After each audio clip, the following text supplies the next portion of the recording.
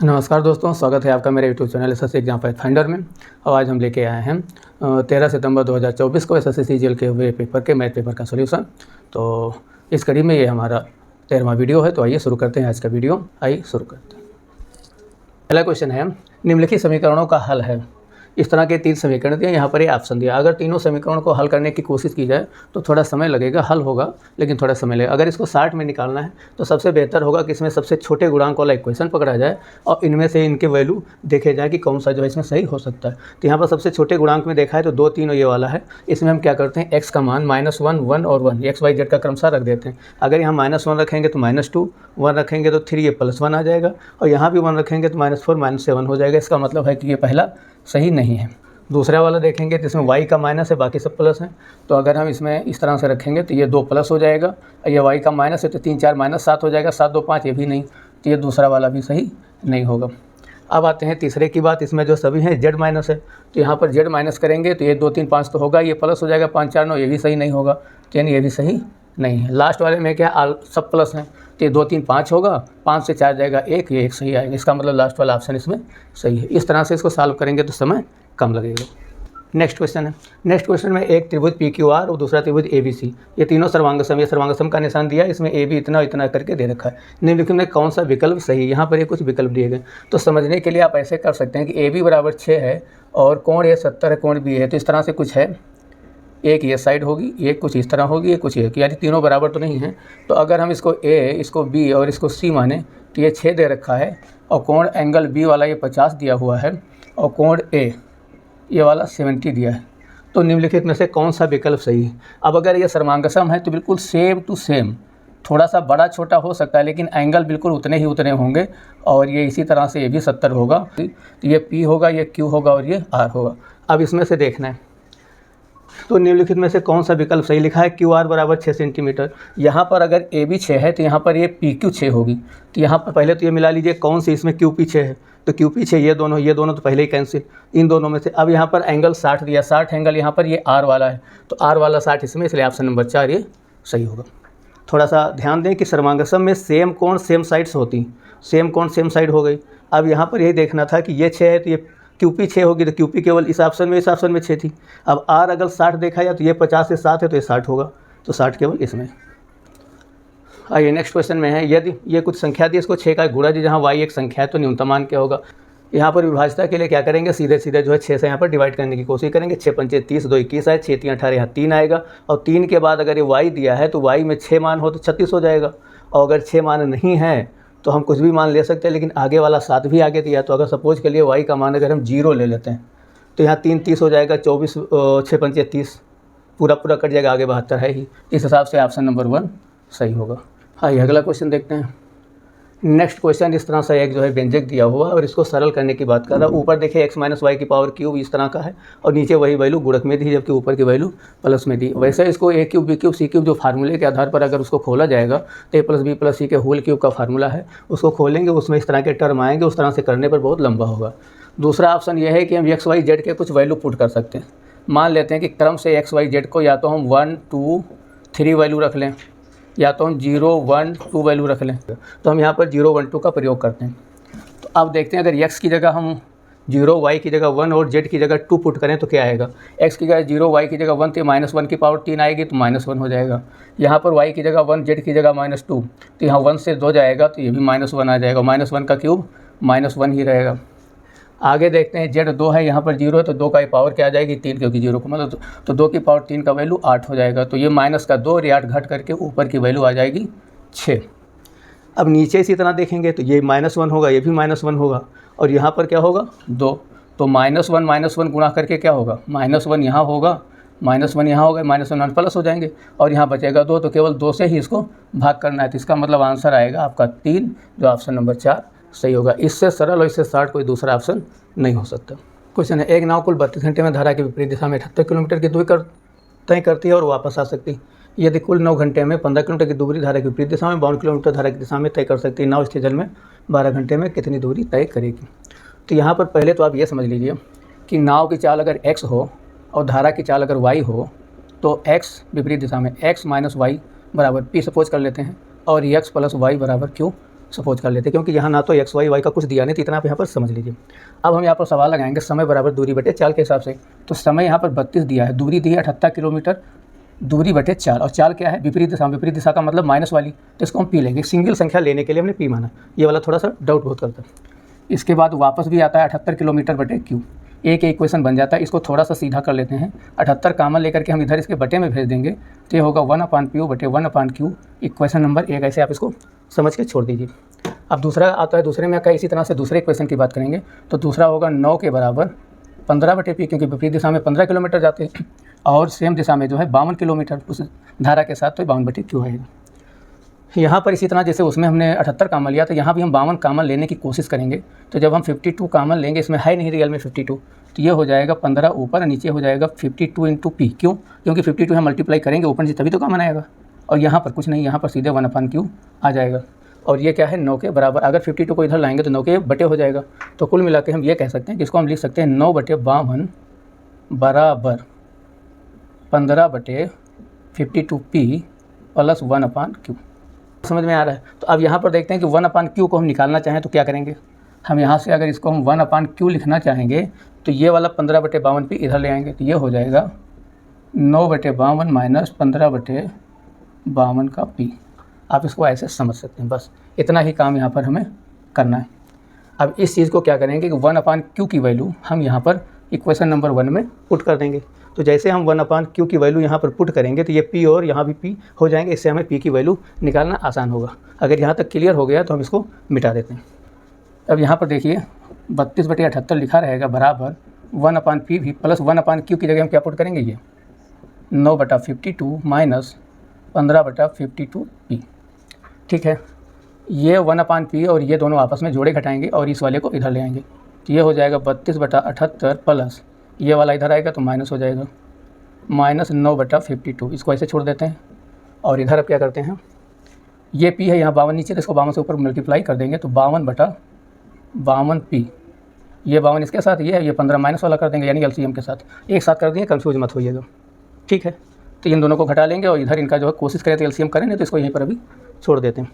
अब अगर इसको घटा लेंगे तो 52 से 15 जाएगा 37, तो 37/52P ये बचेगा। यहाँ पर ध्यान दीजिए 32/78 माइनस 9/52 ऐसे लिखा है, और यहाँ पर जो बचा है वो बचा है 37/52 यानी 52P, ये लास्ट में आया। अब अगर हम इधर वाला 52 लेके इधर चले आएँ, ये वाला इधर ले आएँ, तो क्या होगा, इसका यहाँ तो कट जाएगा, यहाँ गुणा हो जाएगा, तो ऊपर हो जाएगा 32 × 52/78 माइनस 9 बराबर 37/P। कन्फ्यूज नहीं होइएगा कि क्या लंबा होता जा रहा है। ये 13 से भी कटता है, 26 से भी कटता है, 26 दूनी 52, 26 तियाँ 78, ये कट गया, 32 दूना 64 हो गया, तो ये रिजल्ट हो गया 64/3 माइनस 9 बराबर 37/P। यहाँ तक क्लियर। इसको LCM लेंगे, 3 9 27, इसमें से घटाएंगे तो ये भी 37 बचेगा। ठीक, तो ये 37/3 बराबर 37/P, ये इससे कट जाएगा, यहाँ से निकल आता है P बराबर 3। बस हमें यही पता करना था, P की वैल्यू 3 आ गई। अब जैसे P की वैल्यू 3 आ गई तो हम आगे इस वाले इक्वेशन में पुट कर देंगे। तो अब यहाँ पर देखिए, अभी यहाँ से पता चला कि P बराबर 3 की वैल्यू आ गई, तो यहाँ पर हम क्या करेंगे, 32/78 तो लिखा ही है, और P की जगह क्या कर देंगे 1/3, यहाँ से क्या निकालना 1/Q, तो 1/3 इधर आ जाएगा, तो यहाँ हो जाएगा 32/78 माइनस 1/3, और 1/3 को अगर हम 26 से मल्टीप्लाई कर दें तो 78 हो जाएगा, तो इसको हम लिख देंगे 26/78 बराबर 1/Q। ये दोनों LCM बराबर है, तो 32 से 26 घटाएंगे क्या बचेगा 6, तो 6/78 होगा, तो इसको हम कह सकते हैं 1/Q बराबर 6/78, जो कि कटेगा 13 हो जाएगा, तो यानी Q की वैल्यू भी 13 आ जाएगी। Q की वैल्यू 13 आ गई, यहाँ से P की वैल्यू 3, तो यहाँ से ये दोनों वैल्यू प्राप्त हो गई। अब जैसे ये दोनों वैल्यू यहाँ से प्राप्त हो, शुरू में पुट किया था x माइनस y बराबर P और x प्लस y बराबर Q, तो P की वैल्यू यहाँ पर क्या आ गई 3, तो इसको हम कर देंगे 3, और इसकी क्या आ गई 13, इसको कर देंगे 13। इन दोनों की वैल्यू अगर हम निकालना चाहेंगे, इसको जोड़ देंगे तो क्या हो जाएगा 2x बराबर 16, तो x बराबर 8। यानी यहाँ से पता चल जाता है कि नाव की जो चाल है वो 8 किलोमीटर पर आवर है, और हमें निकालना क्या है, नाव की स्थिर जल में 12 घंटे में कितनी दूरी चलेगी, चली गई दूरी d बराबर समय गुणे चाल। तो समय है 12 घंटे और चाल क्या है 8 किलोमीटर पर घंटे, तो आंसर क्या आ जाएगा 96 किलोमीटर पर और आपका आंसर नंबर 3 ये होगा। सवाल थोड़ा बेसिक तौर पे पूरी तरह से समझाया गया है, इसलिए लंबा हो गया। अगला क्वेश्चन है, नीचे दिए गए पाई चार्ट की दुकान के लिए विभिन्न फलों की बिक्री का प्रतिशत यहाँ दिया गया। यदि एक फल विक्रेता द्वारा दिन में बेचे गए फलों की कुल संख्या 1200 है तो संतरों सेबों के लिए पाई चार्ट। अब यहाँ पर देख रहे हैं संतरा है ये ग्रे कलर का और सेब है ब्लू कलर का, तो ये 30 है, ये 20 है, 50% हुआ। और पाई चार्ट में टोटल एंगल कितना होता है 360, तो 50% कितना होगा 180। वैल्यू का कोई मतलब नहीं है, केवल एंगल पूछा तो इसी से आपका आंसर निकलता है। आइए नेक्स्ट क्वेश्चन। अगला क्वेश्चन एक बोडोमास पर आधारित एक जो है इसको व्यंजक को सरल करना है। तो यहाँ पर देखें सबसे पहले ब्रैकेट खोला जाता है, उसके बाद हाफ को सॉल्व किया था, फिर डिवीजन, उसके बाद मल्टीप्लिकेशन एंड एडिशन सब्सट्रैक्शन, इस तरह से बोडोमास का रूल है। तो यहाँ पर देखेंगे ये कि यहाँ से लेकर के यहाँ बड़ा ब्रैकेट, इसको हम अलग सेपरेट खोल लेंगे और ये छोटे छोटे ब्रैकेट को अलग सेपरेट देखेंगे। तो सबसे पहले बड़े ब्रैकेट का जो पूरा उठाएंगे तो इसमें छोटे छोटे ब्रैकेट को सॉल्व करना होता है। तो पहले हम बड़ा ब्रैकेट लगाएंगे और यहाँ पर देखेंगे ये इसके अंदर में जो है ये छोटा मंझला ब्रैकेट, इसमें जो है हाफ दिया है, तो हाफ को पहले सॉल्व करना। 6 दूनी 12, 12 60 से भाग होगा, मतलब 60 को भाग होगा तो आएगा 5, 5 को 70 से हम क्या करेंगे घटाएंगे तो 65 आएगा। ये बड़ा ब्रैकेट सॉल्व, नहीं ये मंझला ब्रैकेट सॉल्व, सॉरी ये मंझला ब्रैकेट सॉल्व हुआ, प्लस आगे भी और है ये प्लस।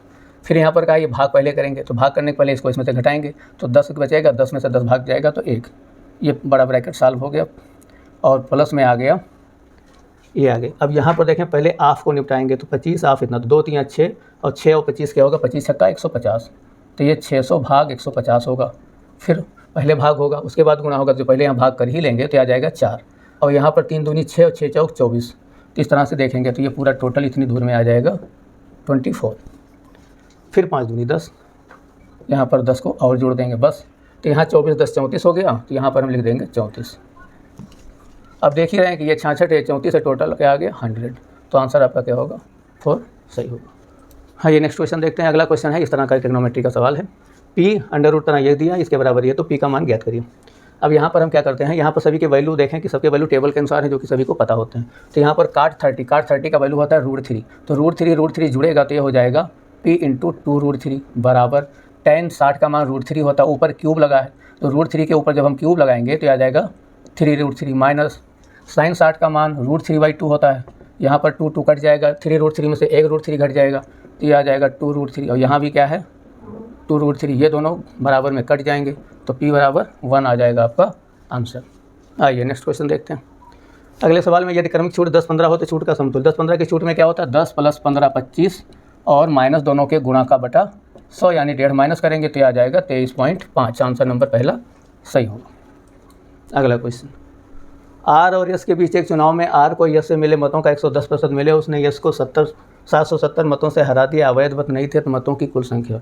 यहाँ पर देख लें कि आर को जो मत यस से मिलते हैं तो इसको 110% मिलते हैं और इसको 100% मिलते हैं, तो ये जो इनके बीच जो डिफरेंस है 10% का, यही डिफरेंस यहाँ 770 दिया हुआ है। इसका मतलब ये हुआ कि 100% बराबर इनके बीच डिफरेंस जो है यहाँ पर 770 मत मिले और उसने यस को 770 मतों से हरा दिया, तो 100 बराबर यहाँ पर क्या हो जाएगा 7700, ये यहाँ पर एक आंसर आया। अब दूसरी बात पूछा है डाले गए मतों की संख्या, तो डाले गए मतों की संख्या यहाँ पर दोनों को जोड़ेंगे ये तो 210 होगा, तो 100 बराबर 770 है, तो 200 बराबर 210 के बराबर क्या होगा, तो यहाँ पर 770 को 100 से भाग करेंगे और 210 से गुणा करेंगे, ये दोनों जीरो कट जाएंगे और यहाँ जीरो आ जाएगा, यह आ जाएगा 21 37, 147 का 7 हासिल 14, फिर आएगा 147 में 10 जाएगा 57 4 61, 16 170, ऑप्शन नंबर 2 आपका सही होगा।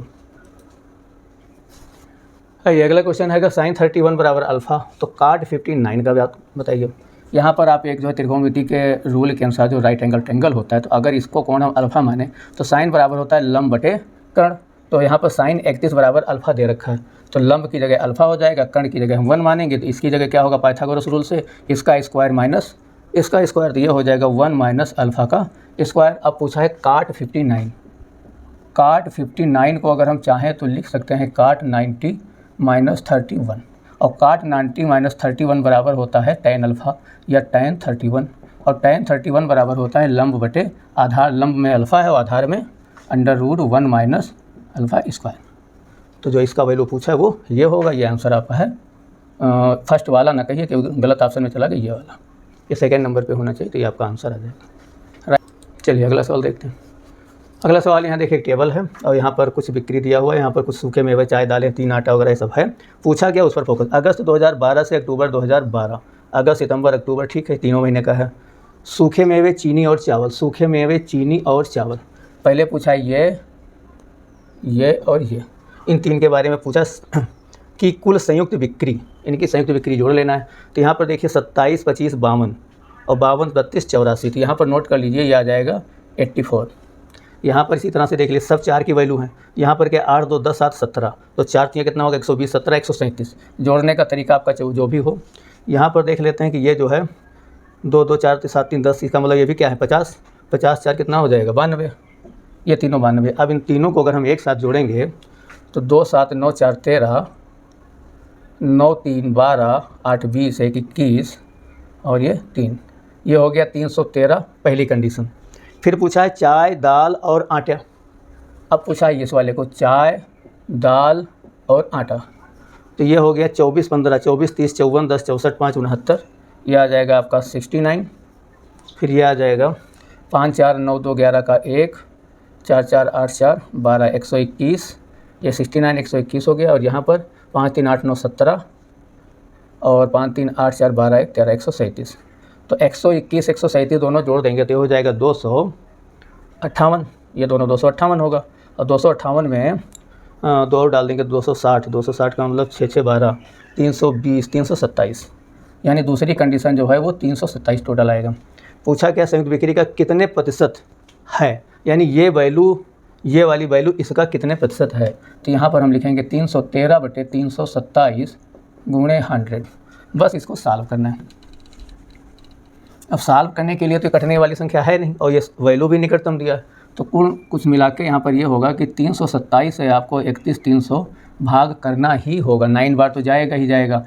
9 सते 63 का 3, 6, 9 दूनी 18, 24, 2, 9 3 27, 29, घटाएंगे तो 7, 12, 4, 8, 10, 9, 1 और ख़त्म 187, ये 18 आया। अब 18 में 3 छक 18 होता है, लेकिन 27 नहीं जाएगा। इसका मतलब है कि 5 बार ही जाएगा, लेकिन ज़रूरी नहीं 95.9 आ जाए, 8 आ जाए तो ये निकट होगा, नहीं तो ये होगा, यानी आगे और करना पड़ेगा। 5 सते 35, 5, 5 दूनी 10, 3 13, 5 3 15 एंड 16, यहाँ पर ये 5 बचा, 3 बचा, 2 बचा, आगे अगर हम 0 लेंगे तो ये 23 हो जाएगा। और 23 का मतलब हो जाएगा 3 सते 21, 2 सते 14, करीब करीब जो है 95.67 या 7 जाएगा, जो कि निकट होगा 96 के। इसलिए आंसर को सॉल्व करना मजबूरी था। ऑप्शन नंबर 4 सही होगा। हाँ, ये नेक्स्ट क्वेश्चन देखते हैं। एक दुकानदार 2 प्रकार के चावल जिनकी कीमत 250 प्रति 5, 280 प्रति 5। तो 250 प्रति 5 का मतलब 50 रुपये प्रति किलोग्राम और ये 56 रुपये प्रति किलोग्राम, क्योंकि 30 रुपये ज़्यादा, 5 से 30, वो 7:8 में मिलाते हैं। तो इसको 7 और 8 में मिला देते हैं। 5 सते 35, 350 रुपये इसका हो गया, और 8 छंग 48, 8 पंचे 40, 448 रुपये इसका हो गया। परिणामी मिश्रण की शुद्ध लागत, इसको क्या करना है, केवल टोटल कर देना है। तो यहाँ पर 8 आ जाएगा, 4 5 9 आ जाएगा और 4 3 7 आ जाएगा, 798 टोटल आ जाएगा। और दोनों को हमने मिलाया कितना था, 7 अनुपात में, सीधे सीधे। इसका मतलब 7 और 8 15 ही किलोग्राम बना, तो 15 किलोग्राम से विभाग कर देंगे, ये हमें पता चल जाएगा इसका वैल्यू। इसको काटेंगे तो 15 5 75, 4 48, 15 3 45, 15 29, तो यानी 53 रुपया 20 पैसा पे आएगा। आंसर नंबर 1 सही होगा। अगला क्वेश्चन देखें, बार ग्राफ पे है। यहाँ पर दिया गया है टर्नओवर है, 5 कंपनियाँ हैं, HDFC, GM, हीरो, LPT वगैरह। इनके बीच सभी कंपनियों के कुल औसत बिक्री टर्नओवर के बीच कितना अंतर, किसका 2019-20 के बीच सभी कंपनियों का। 19-20 में कौन सी है, ग्रे कलर, ग्रे कलर के बीच सभी कंपनियों के कुल औसत बिक्री टर्नओवर के बीच कितना अंतर। इसका कहने का मतलब है कि इसका औसत और इसके बीच क्या अंतर है। तो ये दोनों 250 हैं, ग्रे वाला कितना है 300 है।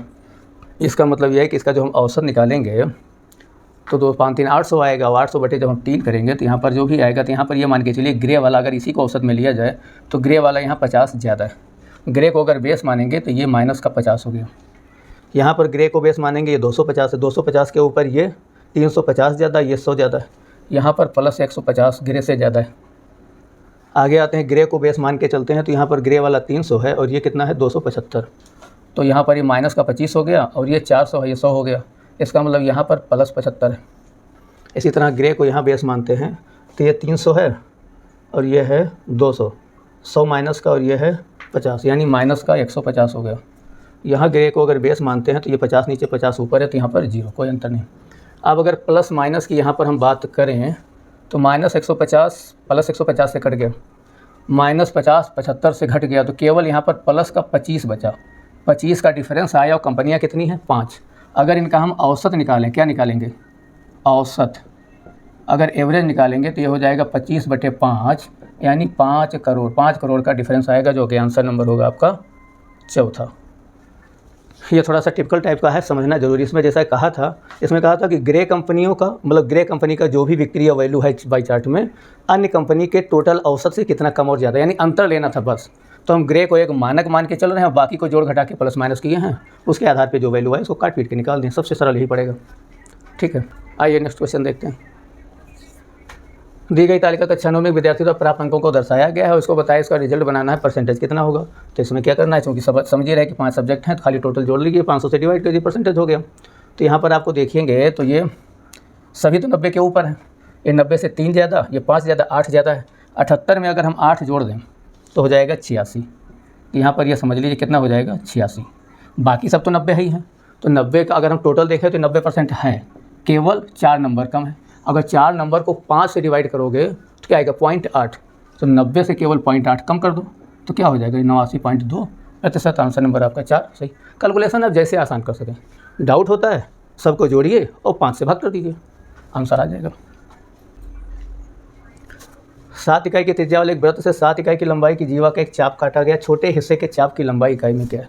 पहले जो सवाल कह रहा है, इसके सवाल को समझने की कोशिश कीजिए। सवाल कह रहा है कि इस तरह से एक सर्कल है, इसकी त्रिज्या जो है ये 7 है, और फिर इसने कहा कि 7 लंबाई का इसका जो है एक चाप काट लिया गया, तो ये त्रिज्या भी 7 है और ये चाप की लंबाई भी 7 है। फिर पूछा है हिस्से के चाप छोटे हिस्से के चाप की लंबाई क्या। पहले 7 इकाई की त्रिज्या वाले वृत्त से 7 इकाई लंबाई की एक जीवा से एक चाप काटा गया। अच्छा ठीक है, ये चीज़ नहीं है, ये पूछा ये 7, और हमें निकालना क्या है, हमें लंबाई इसकी निकालना है। ये सवाल में पूछ रहा है एल की वैल्यू निकालना है। तो आप पहले ये ध्यान दीजिए, जो इस फार्मूले के आधार पर ये सेंटर ओ मान लो, ये फिगर के आधार पर अगर ये 7 7 7 है तो कौन सा त्रिभुज बनेगा, समबाहु त्रिभुज। और समबाहु त्रिभुज के सभी एंगल कितने होते हैं, 60 डिग्री। तो अगर हम इसके ये चाप की लंबाई निकालेंगे, चाप की लंबाई जो त्रिज्यखंड का फार्मूला होता है वो होता है चाप की लंबाई 2πr θ/360। तो यहाँ पर 2 हो गया, पाई की जगह पाई हो गया, r 7 दिया है, और थीटा की जगह पर यहाँ पर 60 आ ही गया है, 360 अपने आप दिया है, और वैल्यू पाई में, इसलिए हमने पाई नहीं रखा। क्या करना है, ये कटेगा 6 बार, ये कटेगा 3 बार, आंसर आएगा 7/3 पाई, जो कि आपका होगा पहला। एक टंकी को भरने के लिए 2 पाइपों का उपयोग किया जाता है, और जब उन्हें एक साथ चालू किया था तो वे टंकी को 20 मिनट में भर सकते हैं। यदि एक पाइप दूसरे पाइप की तुलना में 2.5 गुना तेज़ी से टंकी भर सकता है तो तेज़ पाइप अकेले टंकी को कितने समय में। इस सवाल को फास्ट निकालने में कुछ इस तरह से कर सकते हैं कि जिसकी कार्य क्षमता 5 गुना तेज़ है 2 वाले से, तो ये क्या करेगा कि ये जो है फास्ट वाला जल्दी भर लेगा, और जल्दी वाला और जो धीमे वाला वो थोड़ा समय लेगा। तो फास्ट वाला भरेगा, मान लेते हैं कि ये 2x मिनट में, x के बारे में नहीं मालूम, तो फास्ट वाला जो इन्हीं के उल्टा रेशियो में ले लेते हैं, ये 2x मिनट में भरेगा, और 2 वाला मान लेते हैं ये 5x मिनट में भरेगा। तो इन दोनों की कार्य क्षमता का उल्टा चलता है। तो उस रूप में क्या होगा कि फास्ट वाला 1/2x और तेज़ वाला 1/5x पार्ट भरेगा कितने समय में, 1/20 मिनट में, यानी दोनों हो जाएगा पूरा। यहाँ पर ये दिया हुआ है, इसको अगर सॉल्व करेंगे तो आ जाएगा 7/10x बराबर 120, इधर ले जाएंगे तो हो जाएगा 10x बराबर 140, यानी x बराबर 14। और जब x बराबर 14 हो जाएगा तो फास्ट वाला ये था। यहाँ पूछा तेज़ वाला पाइप अकेले टंकी को कितने समय में भर सकता है, उसकी कार्य क्षमता 2x है, तो यहाँ पर 14x की वैल्यू आ ही गई, तो आंसर क्या आ जाएगा 28 मिनट। तो आपका ये आंसर सही होगा। ठीक, नेक्स्ट क्वेश्चन। ये तो पूछा a अनुपात b 6:8, b अनुपात c 5:10 और a b c का मान ज्ञात कीजिए। इसमें a अनुपात b बराबर 6:8 है और b अनुपात c बराबर 5:10 है। तो अगर c तीनों का अनुपात निकालना हो तो सबसे अच्छा तरीका 5 छक्के 30 यहाँ पर लिखेंगे, 5 और 8 40 यहाँ पर लिखेंगे, और 10 था और 10 8 80 यहाँ पर लिखेंगे। 0 0 हटाते तो सबसे अच्छा 3 4 और 8, ऑप्शन आपका 2 सही होगा। आइए नेक्स्ट क्वेश्चन है। 21 सेंटीमीटर त्रिज्या वाले वृत्ताकार पिज्जा का 1/4 भाग संपूर्ण पिज्जा से निकाल दिया था, शेष पिज्जा का परिमाप क्या होगा। अब यहाँ पर थोड़ा सा फिगर से समझ ले तो आसान पड़ेगा। ये फिगर है और इसमें से जो है इसका 1/4 भाग निकालने का मतलब कि एंगल कितना हो जाएगा 90, और बाकी जो बचा वाला हिस्सा है ये वाला, इसका परिमाप कुछ है। तो परिमाप का जो फार्मूला होता है P बराबर, वो भी त्रिज्यखंड के परिमाप का, तो त्रिज्यखंड के परिमाप का फार्मूला होता है 2πr थीटा बटे 360 प्लस 2r। यहाँ पर 2r क्या होता है, ये वाली दोनों त्रिज्याएँ जोड़ ली जाती हैं। और यहाँ पर दिया कितना है 21।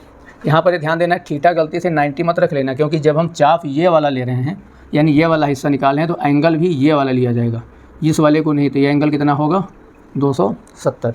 ये गलती हो सकती है तो इसको थोड़ा ध्यान रखेंगे। तो यहाँ आ जाएगा 2 पाई की जगह हम 22/7 कर लेंगे और थीटा की जगह 270 कर लेंगे बटे 360 प्लस आर तो लिखा ही नहीं, यहाँ पर आर भी 21 है गुणे आर 21 गुणे थीटा 270 और प्लस में 2r यानी 42। बस सॉल्व करना है। यहाँ देखेंगे तो ये 7 या 21 कट जाएगा, ये 270 भी 3 और 4 से कट जाएगा 90 फार्म में।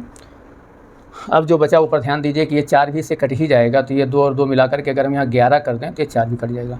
तो ऊपर आएगा 11 गुणे 9 प्लस 42। 11 9 99, 42 की टोटल क्या हो जाएगा 141। तो परिमाप क्या होगा 141। आइए नेक्स्ट क्वेश्चन देखते हैं। अगला क्वेश्चन में है ए और बी क्रमशः 2 सेंटीमीटर त्रिज्या वाले 2 वृत्तों के केंद्र हैं, जहां ए बी 5 सेंटीमीटर है।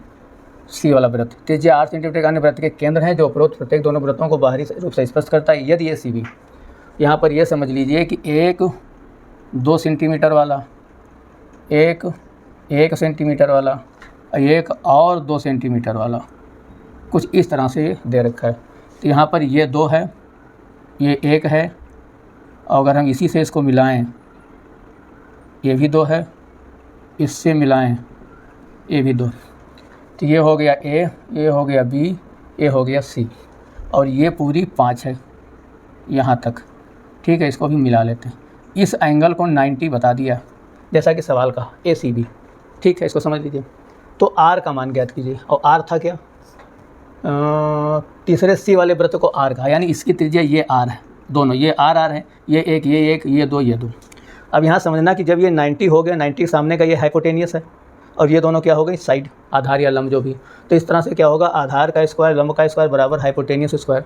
तो अगर नियमानुसार चलें तो हाइपोटेनियस स्क्वायर यानी 5 स्क्वायर बराबर ये वाली लेंथ क्या हो जाएगी r+2 का होल स्क्वायर, ये वाली लेंथ r+1 का होल स्क्वायर। आपको फिगर समझ के बस लगाना है। इधर 25 हो गया, इधर अगर इसको जब हम खोलेंगे तो ये हो जाएगा r² + 4r + 4, ये हो जाएगा r² + 2r + 1। ठीक है, इनको दोनों को सब टोटल करेंगे तो ये हो जाएगा 2r² + 4r 2r 6r + 5। ठीक है, ये 5 इधर आके घट जाएगा तो ये हो जाएगा 20 बराबर, और इसमें से 2 ले लेंगे हम, ले लें कि नहीं ले, चलो 2 कामन ले लेते हैं।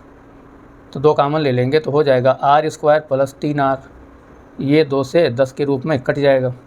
यानी आपका जो इक्वेशन बन जाएगा वो ये बन जाएगा r² + 3r - 10 बराबर 0। ये कुछ इस तरह का इक्वेशन होगा, और इसको आप जान ही रहे हैं कि 5 में हम तोड़ के लिख सकते हैं r + 5r - 2r - 10 बराबर 0। इसमें हम r कामन लेंगे तो r + 5, इसमें 2 कामन लेंगे तो r + 5 बराबर 0। इससे ये होगा r + 5 एक ब्रैकेट में, r - 2 5 एक ब्रैकेट में। हल करेंगे तो r की वैल्यू -5 और +2 आ जाएगी। यहाँ पर ये वैल्यू सही मानी जाएगी क्योंकि ये पॉजिटिव में। तो r बराबर 2 होगा, r बराबर 2 होने के कारण आंसर क्या आएगा पहला। आइए नेक्स्ट क्वेश्चन देखते हैं। यहाँ क्वेश्चन में देखिए दिया, प्रणव ने 10% वार्षिक साधारण ब्याज के हिसाब से ये कुछ राशि उधार ली। प्रथम वर्ष की समाप्त पर उसने कुछ पैसा ये वापस चुका दिया, और दूसरे वर्ष की समाप्त पर लंबित बकाया राशि, जिसमें प्रथम वर्ष का ब्याज भी कुछ शामिल था, दूसरे वर्ष की अंतिम भुगतान वो कितना करेगा ये समझना है। साधारण ब्याज में ध्यान रखिए कि ब्याज पर इंटरेस्ट नहीं लगता है। तो यहाँ पर जो पहले ये दिया गया था तो इस पर जो ब्याज बना था उसको हम कैलकुलेट करेंगे। तो पहला जो सबसे पहले अमाउंट लिया था वो था 623,305, और इस पर 10% पहले साल का जो ब्याज होगा, तो ब्याज आप यहाँ पर अलग से लिख लीजिए, केवल 1 0 कम हो जाएगा, मतलब 1 दशमलव, तो यहाँ पर आ जाएगा 330.5। पहले साल में ये ब्याज आया। ठीक है, लेकिन पहले साल में चुका कितना दिया 16,390। जो 16,390 है वो इसमें से घटेगा, इसमें से जोड़ के मत घटाइएगा। तो ये इसमें से जाएगा 5, 10 में से 9 1, 2 12 से 3 गए 9, और 12 से 6 गया 6, आगे ये 0 और ये 6 बचेगा। तो अब जो दूसरे साल के लिए जो अमाउंट बचेगा वो ये होगा, पहले साल का ये था, इतना चुका दिया, तो दूसरे साल का ये। अब इस पर जब 1 साल और रखेगा तो 1 साल और ब्याज 10% लगेगा, तो इसका जो इंटरेस्ट आएगा वो कितना आएगा, 1 दशमलव और कम कर दीजिए, 6, 9, 1.5, क्योंकि 10% का मतलब ही होता है कि 1 दशमलव कम हो जाता है, बस एक जीरो के हिसाब से। तो इसका 10% क्या हो जाएगा, 1 दशमलव कम हो गया, तो ये हो गया इंटरेस्ट। तो पहले साल का इंटरेस्ट ये, दूसरे साल का इंटरेस्ट ये, और पहले साल में इतना जमा कर दिया था तो मूल रूप में देना कितना है, इतना। अब यहाँ पर देखिए उसको जो भुगतान करना पड़ेगा वो अमाउंट क्या क्या होगा, पहले लिखते हैं जो पहले दिया हुआ था वो होगा 60, 69, 15 ये वाला। दूसरा क्या है 62,330, 62,330.5। तीसरा क्या 60,691, 60,691.5। अब इसको करिए ऐड, जोड़ेंगे तो ये 0 आ जाएगा। 5 1 6 1 7, 3 1 4 9 13 के 3 हासिल 1, 9 1 10 3 13 13 6 19 का 9 हासिल 1, 6 1 7 2 9 9 6 6 12 6 1 7, 72 99 37, 72 99 37। ऑप्शन नंबर 4 आपका सही होगा। अगला क्वेश्चन देखिए, 70 सेंटीमीटर त्रिज्या और इतने आयतन वाली शंक्वाकार पानी की टंकी की ऊंचाई कितनी होगी। यहाँ पर आयतन दिया हुआ है, तो शंक्वाकार पानी की टंकी का आयतन का फार्मूला लिखेंगे, V बराबर, शंक्वाकार है तो शंक्वाकार आयतन क्या होता है, 1/3 पाई r स्क्वायर h। आयतन यहाँ पर दिया हुआ है 46,200, 1/3 पाई की जगह 22/7 लेने को बोला है। r यहाँ पर 70 दिया हुआ है और h ही हमें निकालना है। अब यहाँ पर देखते हैं कि 7 तो 7 से कट जाएगा, ऊपर 10 बचेगा, और क्या होगा 3, कुछ अभी कटने वाला नहीं दिख रहा, तो ये जो है 700 हो जाएगा, 722 और 3 इधर। तो जो h बराबर होगा वो होगा 46,200 गुणे 3/700 गुणे 22, सीधा करने पर। अब यहाँ पर देख रहे हैं कि 0 तो ऐसे कट जाएगा, देखें 7 से कट 7 6 42, 4 42 यानी 66 बार पूरा कटा। ये भी क्या कटेगा 22 3 66, तो h बराबर क्या आ गया 9। तो आंसर आपका कौन सा सही होगा, पहला सही होगा। चलिए अगला क्वेश्चन देखते हैं। एक कैफ़े में रमा ने अपने 7 दोस्तों के लिए 240 में पेय खरीदे। कुछ काफ़ी चाहिए थी, कुछ को चाय। एक नियमित कप कॉफ़ी की कीमत 40 रुपये और चाय की 30 रुपये। ज्ञात कीजिए कि उसने कितने कप चाय खरीदी। ऐसे तो यहाँ पर 2 इक्वेशन बनेंगे नहीं जो सवाल से लगाया जाए, बस आप ये समझ लीजिए कि रेशियो में देखना है कि 40 और 30 किस अनुपात में मिलाया जाए कि इनका जो टोटल 240 हो जाए। अब अगर ज़्यादा तो नहीं, अगर 7 लोग हैं ही और यहाँ पर देख रहे हैं कि इनका रेशियो भी 4-3 का है, ये भी 7 ही है, तो हम क्यों ना जिनकी कीमत उसी को उल्टा कर दें। कहने का मतलब ये कि ये 3 और इधर 7 के ये 3 और इसको 4 के अनुपात में हम मिला दें, तो ये जो 3 होंगे 40 वाले इनकी वैल्यू हो जाएगी 120, और 30 होंगे 40 वाले इनकी भी वैल्यू 120। दोनों को जोड़ेंगे तो 240 जो कि है ही। इसका मतलब दोनों जो है 3 अनुपात में थे। तो काफ़ी वाले 3 और चाय वाले पूछा क्या है, एक नियमित कप काली चाय की कीमत है, तो ज्ञात कीजिए कि कितने कप चाय खरीदी। अब चाय की वैल्यू पूछा है, तो चाय कौन थी 30 वाले, तो 4, तो इसका आंसर क्या आएगा 4। अगला सवाल देखिए त्रिकोणमिति से है, यहाँ पर इस तरह का दिया हुआ है और ये वैल्यू निकालनी। यहाँ पर और कुछ ना करिए, केवल कॉन्जुगेट से इसका एलसीएम ले लीजिए, तो ये ऊपर आएगा, ये ऊपर आएगा, प्लस माइनस साइन कट जाएगा, 1 1 जुड़ जाएगा, तो ये ऊपर हो जाएगा 2 और नीचे 1 - 1 प्लस a² - b² के रूल पर हो जाएगा 1 - sin² थीटा। और बराबर ये क्या दिया है ये दिया है 4/sec यानी cos थीटा। अब ऐसे कर सकते हैं। और 1 - sin² होता क्या है, ये भी होता है cos² थीटा, और इधर दिया है 4/cos थीटा। 2 से ये 2 कटेगा, cos से स्क्वायर कटेगा। इससे क्या मतलब होता है कि cos थीटा बराबर ऊपर 2 1/2, इसको सीधा करेंगे तो cos थीटा बराबर 1/2, और 1/2 cos का कौन सा मान होता है, cos 60 डिग्री 60 का मान होता है। तो थीटा का हमें पता चल जाता है यहाँ से कि थीटा बराबर 60 होगा। शर्त भी है 0 से 90 के बीच, तो सही है।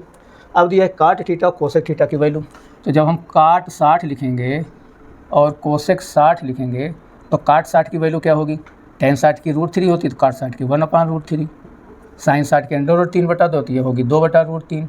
दोनों के बेस √3 है, जोड़ेंगे तो 3/√3, और √3 से 1 कट के आ जाएगा बराबर केवल √3।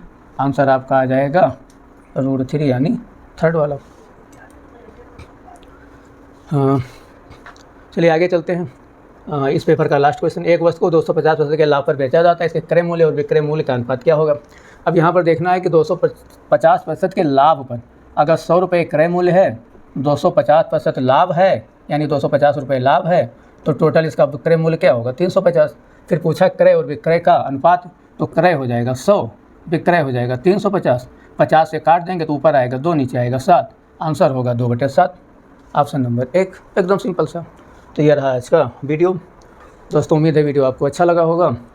वीडियो को सब्सक्राइब करें, लाइक करें और दोस्तों को शेयर करें। अपना ख्याल रखें।